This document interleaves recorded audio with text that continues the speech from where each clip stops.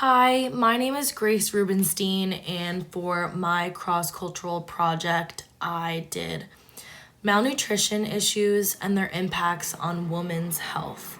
This topic was something that was super interesting to me, and I was excited to research about it. So, firstly, to introduce this topic, malnutrition is a condition that occurs when a person doesn't receive enough calories or the proper balance of nutrients required for their health. It includes both undernutrition, where there's a deficiency of essential nutrients, and overnutrition, where excess calories are consumed that disrupt nutrient balance. Lack of proper nourishment can have serious effects on the body and overall well being. It's a very prevalent issue in this country and across the world. I wanted to talk, before we get into the health issues, I also wanted to discuss the topic importance. Malnutrition is important because it's a critical issue that can lead to serious health problems like anemia, weakened immune systems, and increased vulnerability to infections. These health issues are dangerous among women, and malnutrition can showcase certain gender inequalities, which we will talk about in this PowerPoint. Solving and educating on malnutrition is important for achieving global development goals because it impacts not only health, but also economics, education, and overall social formations. And I believe by educating people on malnutrition, we can help improve the lives of women and girls around the world. This issue is not only about providing food, but ensuring access to the right nutrients to foster growth, development, and well-being. Some of the health issues that come along with malnutrition, there's this slide and there's one more slide on health issues. But malnutrition in general poses a significant health risk for women and girls. There are many consequences that affect their physical health, but also affect social and economic well-being as well. Women are particularly vulnerable to the impacts of malnutrition, which can lead to many health issues. The first one that I did research on was anemia. Women and girls are especially prone to iron deficiency anemia. Anemia can lead to fatigue, weakness, and increased susceptibility to illness. It's especially dangerous in pregnant women, and it can result in complications such as premature birth or low birth weight, which can affect in issues with the childbirth and the child's developmental progress. The next health issue that I researched was osteoporosis and bone health. Osteoporosis is a lack of proper nutrients like calcium and vitamin D. It can weaken bones, making women more prone to conditions like osteoporosis. This is especially concerning for older women who already face high risks of bone density loss. So it's especially important to keep watch if you're elderly and having issues with malnutrition. The next health issue is developmental issues. For young girls, malnutrition can stunt growth and impair cognitive development. This can affect their academic performance and future opportunities. Malnourished girls are more likely to experience health problems throughout their lives, which limit them in their future. And then this is the next portion of health issues that I researched. Weakened immune systems. Malnutrition can lead to weakened immune systems and make women at higher risk for disease and sickness. The next is mental health. The psychological impact of malnutrition should not be underestimated. It can lead to stress, depression, anxiety, especially in women and girls who face food insecurity or issues with body image. This can have a serious impact on a girl. And then the next health issue is reproductive health complications. Malnutrition can delay the onset of menstruation in adolescent girls. It can affect fertility and increase the risk of complications during pregnancy and childbirth. It can also hinder the healthy development of a fetus, leading to conditions like stunted growth or cognitive delays. And these health issues are so important to research and look up, especially if you're struggling with malnutrition or want to learn more about the topic. It's really important to address among women and girls because it can help improve health and also break cycles of poverty. And we just want to make sure that we can have all women. The goal is to have all women be able to have the right nutrients for healthy growth and development. Next, I researched some country statistics.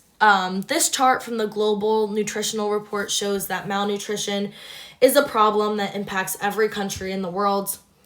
The map highlights countries based on presence and extent of different types of malnutrition, like childhood stunting, anemia in adult women, and obesity in adult women.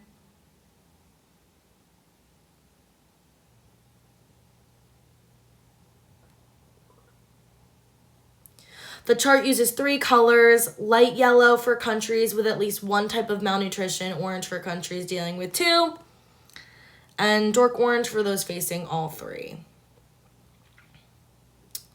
The fact that so many countries, especially in Africa and South Asia and Latin America, are dealing with multiple types of malnutrition shows how complex this issue really is. It's not just about not having enough food, it's also about the lack of a balanced diet, economic challenges, and limited access to healthcare. To address this problem, solutions need to tackle all of these different aspects to improve the overall health and well-being of people around the world.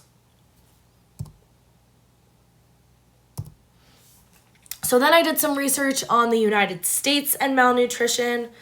This map that we can see on the screen shows how much each state in the U.S. spends on healthcare costs because of malnutrition. States like California, Florida, and Texas spend over $2.5 billion each year, while others spend less, but it's still a huge issue nationwide. The darker the state, the higher the costs. It is very clear that malnutrition isn't just about not getting enough food. It's about the quality of food that people have access to. And this map specifically highlights how malnutrition affects both rural and urban areas and costs the healthcare system a lot of money. Many of these expenses come from treating chronic illnesses like diabetes and heart disease, which are often linked to poor diets. Fixing this problem could save money and make people healthier overall. Next, I did Nigeria as one of the countries I wanted to talk about because there is a huge difference between malnutrition in the United States and Nigeria.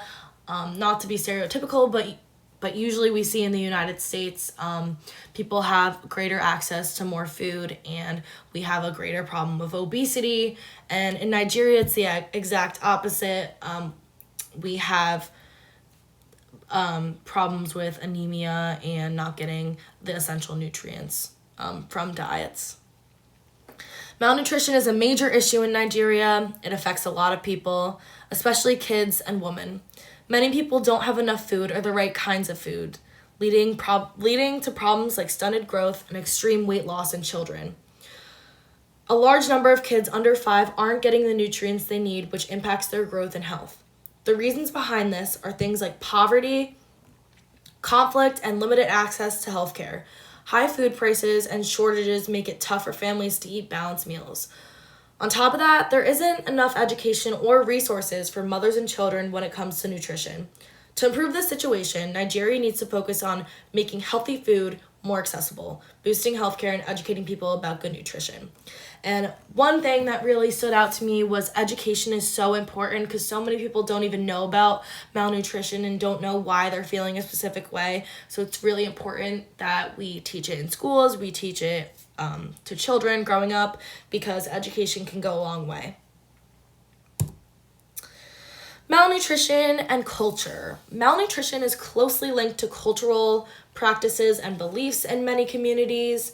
especially those that are marginalized. Traditions and social norms can influence who gets access to food and what type of food is available. For instance, some cultures prioritize feeding men and boys first, while women and girls may receive less nutritious portions, making them more vulnerable to malnutrition.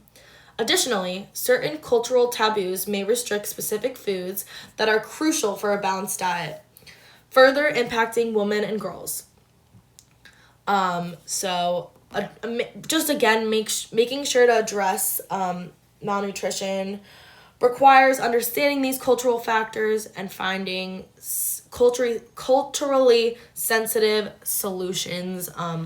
For instance, lots of cultures and practice fasting, which is okay for a certain amount of time, but when it becomes a habit, when you're eating a specific food or when you're practicing something specific, that's when it becomes an issue and it may affect your overall health. Malnutrition and ethics. Malnutrition brings up some serious ethical concerns, especially regarding access to basic needs. Everyone has the right to enough nutritious food, but many people, particularly in poorer regions, lack that access. This situation is often linked to systematic issues like poverty and inequality, raising the question of who is responsible for helping those in need. Also, when tackling malnutrition, it is crucial to respect cultural beliefs and practices.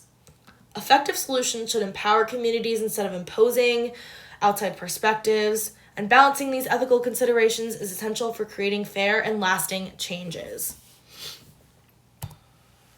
In summary, malnutrition occurs when individuals lack sufficient calories or the right nutrients, affecting health globally. It's particularly severe among women and girls, leading to anemia, bone health issues, impaired growth, infections, mental health challenges, and reproductive complications. Various factors, including poverty, culture, and ethical concerns about access to food, complicate the issues in the U.S.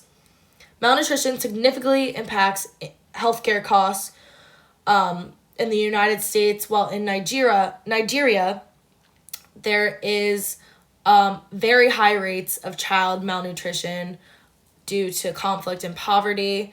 And as a whole, we have to address these issues and come up with some sort of solution, whether that's spreading more education around globally about malnutrition and allowing cheaper solutions for more healthy foods to get into stores. It's really, really important that we focus on this and just try and find better solutions so we can prevent malnutrition, because there are so many side effects from malnutrition. And these are my sources. And just thank you for watching. I really enjoyed researching this topic and studying this topic. It's really near and dear to my heart. I think it's very, very important that we learn about this topic and really educate people on this topic. I have actually a personal experience. I have met with a nutritionist and learned so much about nutrition and how it affects your health, all different parts of your body. So it is super important to keep your body healthy and keep your body well balanced with all these nutrients.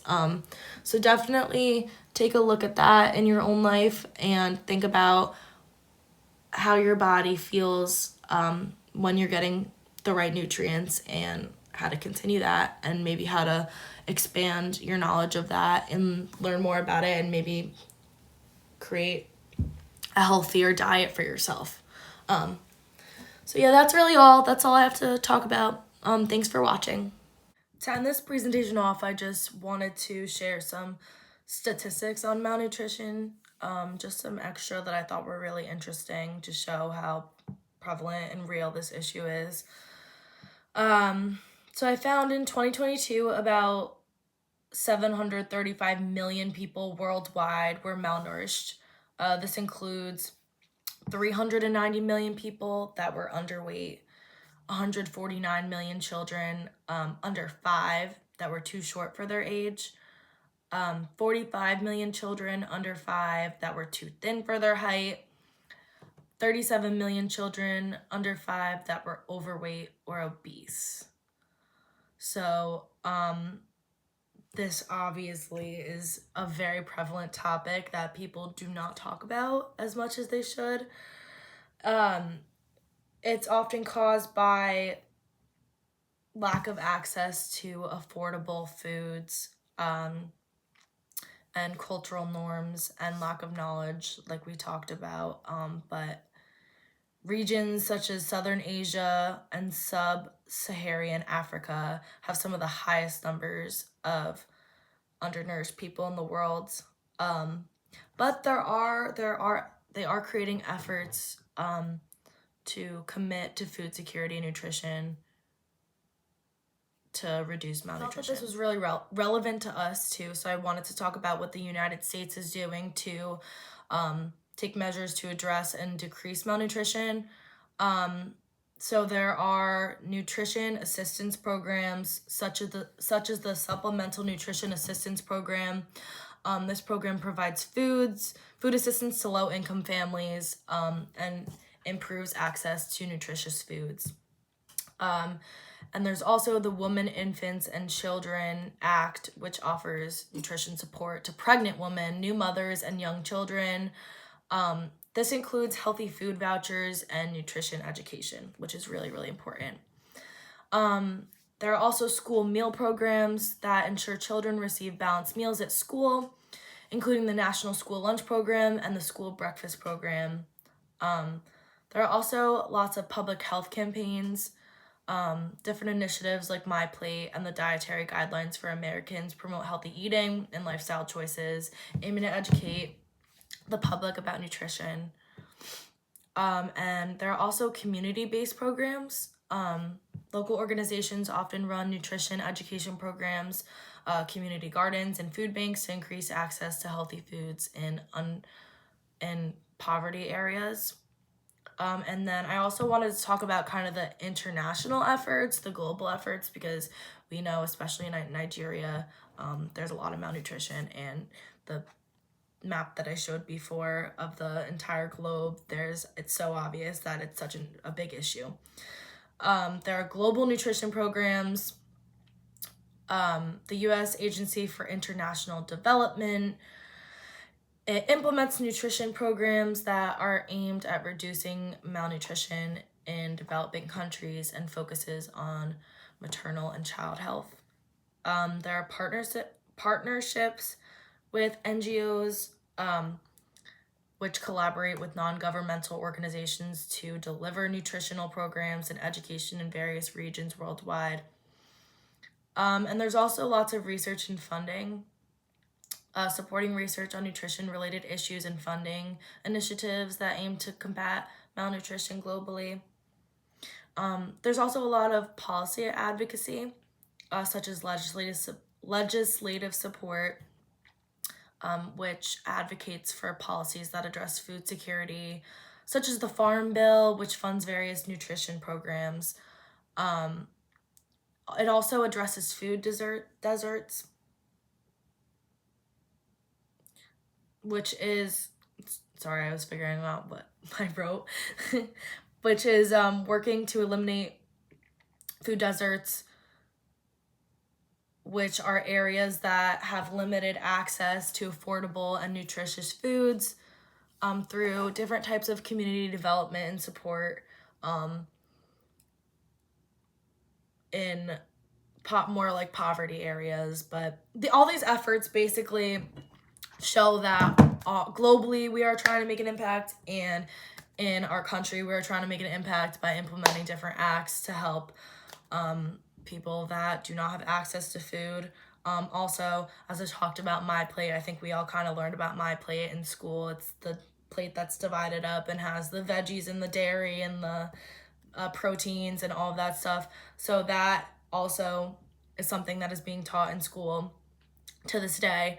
And that's really important, so kids have a good education on what they should and shouldn't have, in their normal meals. And, breakfast is different than lunch and dinner, so that's really, really important in educating children and even adults. Like, I think it's important. Some adults don't even know about how to eat correctly, so I think it's really cool and important that that's being taught and educated, and that this problem is trying to be solved.